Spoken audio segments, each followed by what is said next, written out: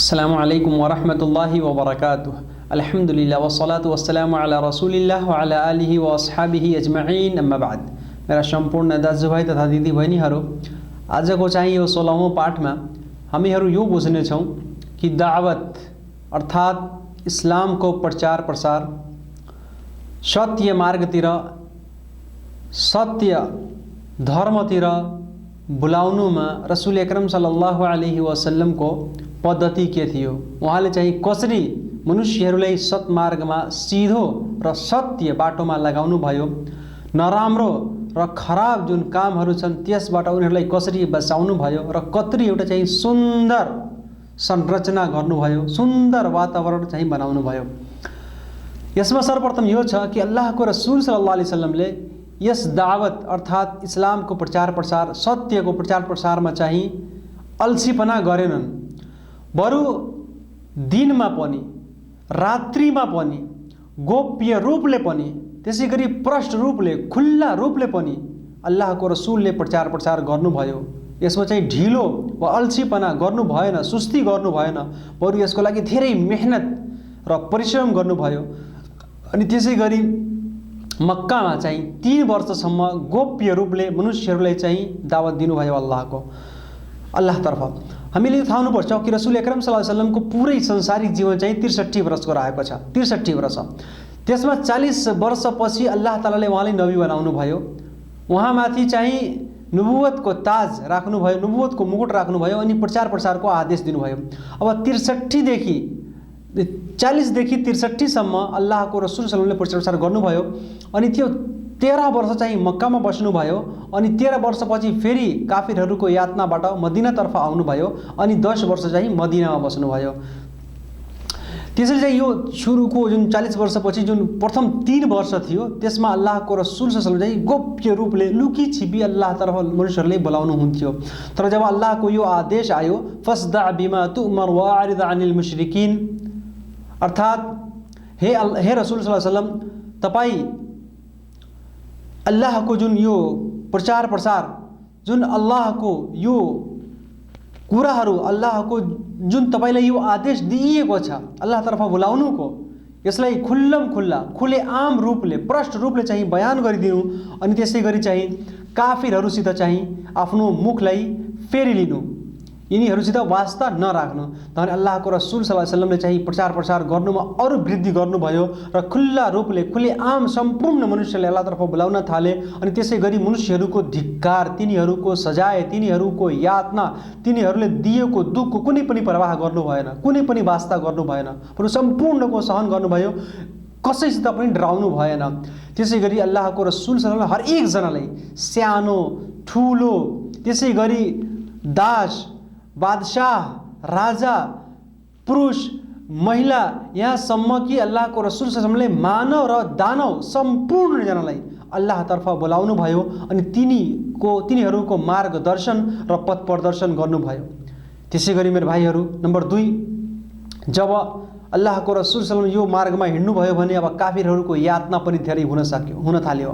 तिनीहरूले सजाय दिन थाले, अल्लाहको रसूलमाथि अत्याचार गर्न थाले। अनि जुन मुस्लिमहरू सत्य मार्गमा आउँथे तिनी सम्पूर्ण जनामाथि अत्याचार गर्थे, तिनीहरूको कुटपिट गर्थे भने यो यातना र सजाय हेरेर अल्लाहको रसूल सल्लल्लाहु अलैहि वसल्लमले सहाबाहरूलाई हब्सातर्फ हिजरत गर्नुको लागि, त्यसतर्फ प्रवास देशान्तर गर्नुको लागि आदेश दिनुभयो। अनि सहाबाहरू त्यता गए, त्यहाँ चाहिँ बास चाहिँ तिनीहरूलाई प्राप्त भयो। अलि फेरि अल्लाहको रसूल सल्लल्लाहु अलैहि वसल्लम चाहिँ आफू मात्र मक्कामा बस्नु भएन, मक्कामा आफ्नो दावतलाई सीमित पार्नु भएन, बरु मक्काबाट बाहिर ताइफतर्फ पनि जानुभयो अनि त्यहाँ तिनीहरूलाई अल्लाहतर्फ बोलाउनु भयो। तर त्यहाँ कोही पनि व्यक्ति उहाँको समर्थन गरेन, उहाँको सहायता र सहयोग गरेन, उहाँको पुष्टि गरेन, उहाँको कुरालाई मानेन, उहाँको आज्ञा पालन गरेन। बरु यसको विपरीत तिनीहरू अल्लाहको रसूल सल्लल्लाहु अलैहि वसल्लमलाई कुटपिट गर्न थाले, ढुङ्गाले हिर्काउन थाले, धेरै मारे, धेरै यातना र सजाय दिए। यहाँसम्म कि रसूल सल्लल्लाहु अलैहि वसल्लमको जुत्तामा उहाँको शरीरबाट बगेको रगत त्यो जुत्तामा आएर चाहिँ थमियो, जुत्तामा आएर चाहिँ पस्यो, जुत्तामा चाहिँ जम्मा भयो। अल्लाहको रसूल सल्लल्लाहु अलैहि वसल्लम त्यहाँबाट निस्कनु भयो अनि मुतइम बिन आदी कहाँ जानुभयो अनि त्यसको छत्र छायामा चाहिँ अलि पनाह लिनुभयो, शरण लिनुभयो। त्यहाँ केही आराम गर्नुभयो। मेरो भाइहरू, अल्लाहको रसूल सल्लल्लाहु अलैहि वसल्लमको कति चाहिँ दुःख र पीडा सहनु भएको छ अल्लाहको तर्फ बोलाउनुको लागि। त्यसै गरी अल्लाहको रसूल सल्लल्लाहु अलैहि वसल्लम चाहिँ तर पनि यी दुःख र यातना पाएपछि पनि आफ्नो दावतको कामलाई रोक्नु भएन, यसलाई स्थगित गर्नु भएन, बरु निरन्तरता दिनुभयो, निरन्तर रूपले प्रचार प्रसार गर्नुभयो, खुल्ला रूपले पनि अनि गोप्य रूपले पनि। अनि त्यसै गरी जब खास गरी मनुष्यहरूको जुन सभा हुन्थ्यो, सभाहाल सभागृह हुन्थ्यो, आम सभा हुन्थ्यो, जस्तो कि जब हजको मौसम आउँथ्यो, मनुष्यहरू टाढा टाढाबाट हज गर्नुको लागि मक्कामा आउँथ्यो भने तिनीहरूलाई अल्लाहतर्फ बोलाउनुहुन्थ्यो। तिनीहरूको टेन्टमा गएर, तिनीहरूको चाहिँ शिविरमा गएर, तिनीहरूको घरमा गएर अल्लाहतर्फ बोलाउनुहुन्थ्यो। त्यसै गरी मक्कामा जुन प्रसिद्ध बजार लाग्थ्यो उकाजको र जुलमिजाजको, त्यहाँ बजारमा पनि जानुहुन्थ्यो अनि मनुष्यहरूले अल्लाहतर्फ बोलाउनुहुन्थ्यो। यहाँसम्म कि जाति गोत्र कबिलाहरूमा मनुष्यहरूले छुट्टा छुट्टै पनि र त्यसै गरी सभामा पनि हरेक रूपले अल्लाहतर्फ मनुष्यहरूको मार्गदर्शन र पथ प्रदर्शन गर्नुभयो। तिनीहरूलाई अँध्यारोबाट निकाल्ने प्रयास गर्नुभयो, अँध्यारोबाट निकालेर उज्यालोतर्फ प्रकाशतिर तिनीहरूलाई ल्याउने चाहिँ प्रयास गर्नुभयो। त्यसै गरी मेरो भाइहरू, यस्तै भयो कि एकचोटि मदिनाबाट केही मानिसहरू चाहिँ गएका थिए मक्कामा हज गर्नुको लागि भने रसूल सल्लल्लाहु अलैहि वसल्लम चाहिँ तिनीहरूलाई अल्लाहतर्फ बोलाउनु भयो, तिनीहरूको मार्गदर्शन गर्नुभयो अनि तिनीहरूको चाहिँ साथमा बसेर एउटा सभा गर्नुभयो। अनि तिनीहरू चाहिँ यो सङ्कल्प गरे, यसलाई बैत अक़बा भनिन्छ। बैत अक़बा, यसमा सम्पूर्ण ती व्यक्तिहरू चाहिँ ठुलो सङ्कल्प गरे, यो दृढ निश्चय गरे, यो इरादा गरे कि तिनीहरू चाहिँ रसूल अकरम सल्लल्लाहु अलैहि वसल्लमको मद्दत पनि गर्नेछन् अनि तिनीहरू चाहिँ इस्लाम पनि ल्याए। अनि फेरि तिनीहरू फर्केर मदिना आए अनि मदिनामा चाहिँ इस्लामको प्रचार प्रसार हुन थाल्यो, मदिनामा इस्लामको चर्चा हुन थाल्यो। अनि कुनै पनि यस्तो घर बाँचेन जसमा इस्लामको चर्चा नहोस् मदिनामा। त्यसै गरी जब आउनेवाला साल भयो, रसूल अकरम सल्लल्लाहु अलैहि वसल्लम कहाँ फेरि 12 जना आए अनि तिनीहरू चाहिँ इस्लाम स्वीकार गरे। अनि रसूल सल्लल्लाहु अलैहि वसल्लमले उहाँलाई इस्लामको नियम विधि विधान सही तरिका सही मार्ग बताउनु भयो।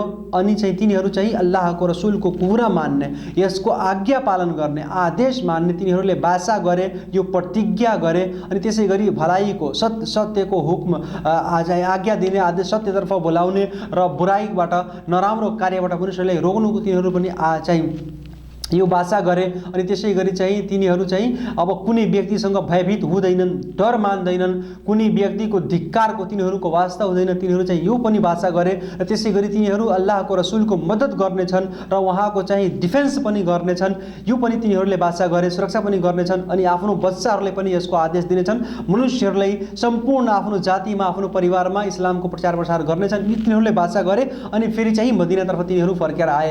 अल्लाहको रसुल सल्लल्लाहु अलैहि वसल्लमले तिनीहरू को साथमा थिए मुसाब बिन उमैर रजी अल्लाह ताला अन्हु र त्यसै गरी अब्दुल्लाह बिन उम्मे मक्तुम रजी अल्लाह ताला अन्हुलाई पठाउनु भयो। तिनीहरू आए मदिनामा अनि तिनीहरूलाई इस्लाम र कुरान सिकाउन थाले, कुरानको पठन पाठन हुन थाल्यो अनि सम्पूर्णजनालाई इस्लामको कुरा बताउन थाले, इस्लामतर्फ बोलाउन थाले। यहाँसम्म कि मदिनामा इस्लामको धेरै चर्चा भयो अनि धेरै ठुलो सङ्ख्यामा, धेरै चाहिँ बढी सङ्ख्यामा मनुष्यहरू चाहिँ मदिनामा चाहिँ इस्लाम स्वीकार गरिलिए। यसमा साद इब्न मुआज र त्यसै गरी उसैद इब्न हुजैर रदियल्लाहु अन्हु पनि हुन्, अनि प्रथम चोटिमा तिनीहरूले मदिनामा चाहिँ इस्लाम स्वीकार गरे। मेरो भाइहरू, त्यसै गरी चाहिँ अब यहाँ मक्कामा अल्लाहको रसुल सल्लल्लाहु अलैहि वसल्लम हुनुहुन्थ्यो अनि मुस्लिमहरूको सत्य मार्गमा हिँड्नेवालाहरूको सङ्ख्या दिनदिनै बढ्दै गयो अनि साथै काफिरहरूको यातना, सजाय, दुःख, पीडा र अत्याचार पनि दिनदिनै चर्किँदै गयो, बढ्दै गयो। यहाँसम्म कि अल्लाहको रसुल सल्लल्लाहु अलैहि वसल्लमले सहाबाहरूलाई मक्काबाट मदिनातर्फ प्रस्थान गर्ने, देशान्तर गर्ने, प्रवास गर्ने आदेश दिनुभयो अनि स्वयं आफू पनि तिनीहरूको यातना चाहिँ भोगेर यहाँसम्म कि जब तिनीहरूले अल्लाहको रसुलको हत्या गर्ने षड्यन्त्र गरे भने अल्लाहको रसुल सल्लल्लाहु अलैहि वसल्लम चाहिँ मदिना मक्कालाई छाड्नुभयो अनि मदिनामा आउनुभयो। त्यसै गरी मदिनामा आएपछि सुरुमा चाहिँ त्यो 90 जना मुस्लिमहरू जसले मुहाजिर भनिन्छ, तिनीहरू आफ्नो घर, सम्पत्ति, जायदाद, सम्पूर्ण कुराहरू मक्काबाट छाडेर आएका थिए। अल्लाहको रसुल सल्लल्लाहु अलैहि वसल्लमले यहाँ मदिनामा अन्सारी साहबाहरूसित तिनीहरूको साथमा भाइचारा गराउनु भयो, बन्धुत्व र भाइचारा बनाइदिनु भयो। अन्सारी भनेको अर्थ हुन्छ मद्दत गर्नेवाला र मुहाजिरको अर्थ हुन्छ परित्याग गर्नेवाला, त्याग्नेवाला, छाड्नेवाला। तिनीहरूले आफ्नो घरबार सबै छाडेर आए अनि मदिनाका सहाबीहरू उनीहरूको हेल्प र सहयोग गरे, आफ्नो घरमा तिनीहरूलाई स्थान दिए, आफ्नो जग्गामा तिनीहरूलाई हक र अधिकार दिए। र त्यसै गरी यदि कुनैको दुईवटा श्रीमती छ भने म एउटालाई तलाक दिएर आएको छु, अब यसको इद्दत समाप्त भएपछि फेरि तपाईँ यसरी चाहिँ विवाह गरिलिनु। यस्तो चाहिँ सम्पूर्ण राम्रो र उत्तम वातावरणको संरचना भयो अनि रसूल अकरम सल्लल्लाहु अलैहि वसल्लमले यसको बुनियाद चाहिँ राख्नुभयो। मेरो भाइहरू, फेरि आउनु यसभन्दा अघि अरू चाहिँ संक्षिप्तमा हामी चाँडै यो बुझौँ कि अल्लाहको रसूल सल्लल्लाहु अलैहि वसल्लमको मामिला, उहाँको धारणा, उहाँको पद्धति चाहिँ अमन, शान्ति, मामला, सुलह, सन्धि र त्यसै गरी जुन दूतहरू पठाइन्छ त्यसमा उहाँको चाहिँ धारणा, उहाँको चाहिँ पद्धति, उहाँको तरिका, उहाँको आदर्श के रहेको छ। मेरो भाइहरू, अल्लाहको रसूल सल्लल्लाहु अलैहि वसल्लमले भन्नुभएको छ कि जिम्मतुल मुस्लिमीन वाहिदा यसआ बिहा अदनाहुम, अर्थात् यदि कुनै पनि एउटा मुस्लिम व्यक्तिले कुनै सन्धि गरेको छ, त्यसले कुनै करार लिएको छ, कुनै बाचा लिएको छ कुनै गैर मुस्लिम व्यक्तिसँग भने सम्पूर्ण मुस्लिमहरूलाई त्यसको पालना गर्नुपर्छ। कसैले त्यसले भङ्ग गर्न सक्दैन र त्यसै गरी त्यो हर एक व्यक्तिमाथि त्यो लागू हुन्छ। त्यसै गरी अल्लाहको रसूल सल्लल्लाहु अलैहि वसल्लमले पनि भन्नुभएको छ कि जुनसुकै व्यक्तिको बिचमा यदि कुनै करार छ, कुनै अवधि छ, कुनै सन्धि छ, कुनै चाहिँ एग्रिमेन्ट भएको छ भने सम्पूर्णजनाले त्यसको पालना गर्नुपर्छ। कसैले त्यसलाई भङ्ग नगरोस्, कसैले त्यसमा वृद्धि नगरोस्, केही हस्तक्षेप त्यसमा नगरोस्। जति समयको लागि, जति अवधिको लागि त्यो करार भएको छ, त्यो सन्धि वा त्यो एग्रिमेन्ट भएको छ, कुनै पनि आपसमा कुनै लेनदेनको मामिलामा वा त्यसै गरी कुनै युद्धको मामला जस्तो पनि होस्, यहाँसम्म कि दुवैजना मिलेर चाहिँ त्यस सन्धिलाई भङ्ग गरिदिउन्, त्यस करारलाई चाहिँ भङ्ग गरिदिउन्। त्यसै गरी अल्लाहको रसूल सल्लल्लाहु अलैहि वसल्लमले भन्नुभएको छ कि मन अम्मन रजुलन अला नफ्सिही, जुनसुकै व्यक्तिले यदि कुनै व्यक्तिलाई शरण दियो, त्यो काफिर किन नहोस्, कुनै काफिरलाई आफ्नो घर आइदिए त्यसले शरण दिएको छ, त्यसलाई वासस्थान दिएको छ, फकतलहु, अनि फेरि त्यसलाई चाहिँ पीडित मानेर चाहिँ त्यसमाथि अत्याचार गर्दै त्यसको हत्या गरिदियो भने फअना बरीउ मिनल कातिल, त्यस कातिलसित मेरो कोही पनि वास्ता छैन, मेरो केही पनि सम्बन्ध छैन, म त्यसबाट विमुख भइरहेको छु भने हामीले यस्तो गर्नुपर्छ। यदि कसैले हामीले शरण दिएका छौँ त्यसमाथि अत्याचार गर्न हामीले मिल्दैन। त्यसै गरी मेरो भाइहरू, अल्लाहको रसूल सल्लल्लाहु अलैहि वसल्लमको यो पनि धारणा छ, जब मुसैलमा कज्जाब को दुईवटा दूत रसूल सल्लल्लाहु अलैहि वसल्लम कहाँ आए अनि तिनीहरू चाहिँ यस्तो यस्तो नराम्रो कुरा गरे, अनुचित कुरा गरे, व्यर्थको कुरा गरे, एकदमै अनुचित कुरा गरे।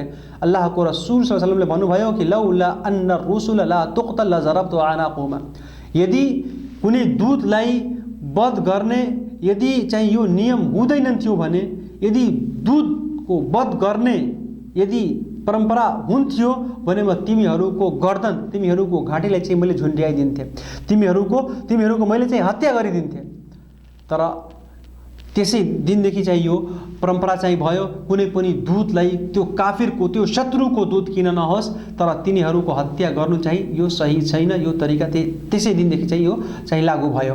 त्यसै गरी अल्लाहको रसूल सल्लल्लाहु अलैहि वसल्लम चाहिँ कुनै दूत आउँथ्यो, कुनै काफिरको दूत आउँथ्यो, दुश्मनको शत्रुको दूत आउँथ्यो, शत्रुको दूत छ, गुप्तचर पनि हुन्थ्यो कहिलेकाहीँ, तर यस्तो अवस्थामा दूत हुन्थ्यो भने अल्लाह त्यो आफ्नो धर्ममा चाहिँ दृढ नहुन्थ्यो, तर अल्लाहको रसूल सल्लल्लाहु अलैहि वसल्लमले त्यसलाई फर्काइदिनुहुन्थ्यो, त्यसलाई केही सजाय पनि दिनु चाहिँ हुँदैन थियो जबसम्म चाहिँ त्यो चाहिँ अल्लाहको सीमाको उल्लङ्घन नगरोस्।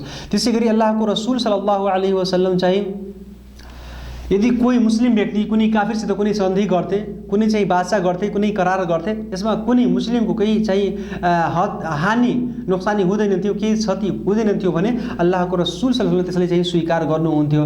त्यसै गरी अल्लाहको रसूल सल्लल्लाहु अलैहि वसल्लमले मक्काको काफिरहरूको साथमा 10 वर्षको सन्धि गर्नुभएको थियो कि अब हामी बीच चाहिँ युद्ध हुँदैन, कुनै प्रकारको उपद्रव हुँदैन, हामी चाहिँ मिलेर बस्छौँ। त्यसै गरी अल्लाहको रसूल सल्लल्लाहु अलैहि वसल्लम यो पनि वाचा गर्नुभएको थियो, यदि कोही काफिर मुस्लिम भनेर आउँछ भने त्यो हुदैबियाको समयमा, हुदैबियाको स्थानमा भने हामीले फर्काइदिनेछौँ, र यदि कुनै चाहिँ मुस्लिम काफिर बनेर गयो भने त्यसबाट हाम्रो केही पनि वास्ता छैन। यहाँसम्म कि फेरि यो वाचा चाहिँ अल्लाहले भङ्ग गर्नुभयो अनि भन्नुभयो कि यदि कोही मुस्लिम महिला, कुनै काफिर महिला यदि मुस्लिम बनेर आएको छ भने यदि तपाईँ त्यसको जाँच पडताल गर्नु, त्यसको इम्तिहान लिनु, त्यसको परीक्षण गर्नु, अनि त्यो आफ्नो इमानमा दृढ छ, त्यो एकदमै अटुट छ, त्यो एकदम आफ्नो इमानमा पक्का छ भने तपाईँले त्यसको इमानलाई स्वीकार गर्नु, त्यसलाई फिर्ता नगर्नु। त्यसै गरी मेरो भाइहरू, अल्लाहको रसूल सल्लल्लाहु अलैहि वसल्लमले यो पनि भन्नुभएको छ कि यदि कोही चाहिँ मुस्लिम कुनै गैर मुस्लिम महिला कुनै गैर मुस्लिमको चाहिँ छत्रछायामा थियो, त्यसको निकाहमा त्यसको विवाहमा थियो, तर त्यस महिलाले इस्लाम स्वीकार गर्यो भने अब त्यो इस्लाममा आयोस्। अनि जसले त्यो जो महर दिएको छ मुस्लिमहरूलाई भन्नुहुन्थ्यो कि त्यो महर त्यसलाई फर्काइदिउन्, त्यसलाई अदा गरिदिउन्।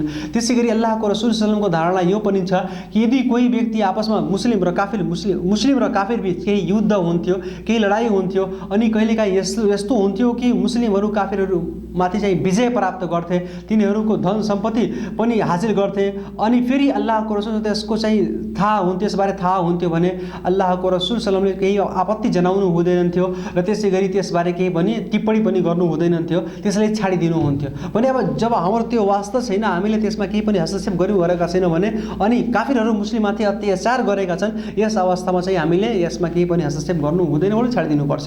त्यसै गरी अल्लाहको रसुल सल्लल्लाहु अलैहि वसल्लमको धारणा यो पनि थियो कि अल्लाहको रसुल सल्लल्लाहु अलैहि वसल्लमले काफिरहरूको साथमा कस्तो व्यवहार, कस्तो चाहिँ मामिला गर्नुभएको छ हामी यो बुझौँ। खैबरमा जुन यहुदीहरू चाहिँ बसोबास गर्दै थिए, तिनीहरू अल्लाहको रसुलको साथमा कति युद्ध गरे, कति शत्रुता गरे, जब अल्लाहको रसुल सल्लल्लाहु अलैहि वसल्लमले उनीहरूमाथि विजय प्राप्त गर्नुभयो अनि फेरि तिनीहरू एकदमै पराजित भए तापनि अल्लाहको रसुलले तिनीहरूको हत्या गर्नु भएन, बरु भन्नुभयो कि यहाँबाट जति सामान तिमीहरू लैजान सक्छौ लैजाऊ, तर यहाँको जुन सुन र चाँदी जो हात हतियारहरू हुन्छन् त्यो हाम्रो हुनेछन्। अल्लाहको रसुलले चाहिँ यस्तो चाहिँ तिनीहरूको साथमा चाहिँ व्यवहार गर्नुभयो। त्यसै गरी अल्लाहको रसुल सल्लल्लाहु अलैहि वसल्लमले जुन त्यहाँको धरती थियो, उत्पादन गर्ने जमिन थियो, त्यसमा भन्नुभयो कि तिमीहरू यहाँ खेतीबारी गर र यसमा जुन आधा मुस्लिमहरूको हुन्छ, आधा चाहिँ तिमीहरूको हुन्छ। फेरि मुस्लिमहरू जुन नाप जाँच पडताल गर्नेवाला हुन् तिनीहरू जान्थे, त्यसको नापतोल गर्थे अनि फेरि विभाजित गरेर उनीहरूलाई दिन्थे, अनि तिनीहरू त्यस धरतीमा एकदमै स्वतन्त्र थिए, जति पनि जे पनि तिनीहरू गर्न सक्थे त्यसमा खेतीबारी चाहिँ गर्ने गर्थे। मेरो भाइहरू, त्यसै गरी अल्लाहको रसुल सल्लल्लाहु अलैहि वसल्लमको धारणा मनुष्यहरूलाई अल्लाहतर्फ बोलाउने, खास गरी राजाहरू जुन प्रतिनिधि मण्डलहरू थिए उनीहरूलाई कसरी चाहिँ पत्राचार गर्नुभयो, पत्र पठाउनु भयो, दूतहरू पनि पठाउनु भयो, तिनीहरूलाई चिठी पनि लेख्नुभयो, यो कुरा हामी बुझौँ। अल्लाहको रसुल सल्लल्लाहु अलैहि वसल्लम जब हुदैबिया सन् 6 हिजरीमा हुदैबिया भएको थियो, जब त्यहाँबाट फर्केर आउनुभयो भने जुन दोस्रो देशका राजाहरू थिए तिनीहरूलाई इस्लामतर्फ बोलाउनुको लागि तिनीहरूले पत्र लेख्नुभयो, तिनीहरूलाई चाहिँ चिठी लेख्नुभयो, पत्राचार गर्नुभयो। अनि त्यसै गरी चाहिँ जुन रोमको राजा थियो त्यसले लेख्नुभयो, अनि त्यो इस्लाम स्वीकार गर्ने, अल्लाहको रसुलको कुरा मान्ने त्यसले चाहिँ इच्छा पनि प्रकट गर्यो, त्यसले इरादा पनि निश्चय पनि गर्यो, तर दरबारीहरूको कुरा सुनेर अरू कुनै आवश्यकता भयो अल्लाह तालाले त्यसको मार्गदर्शन गर्नु भएन अनि त्यो चाहिँ इस्लाम ल्याउन सकेन।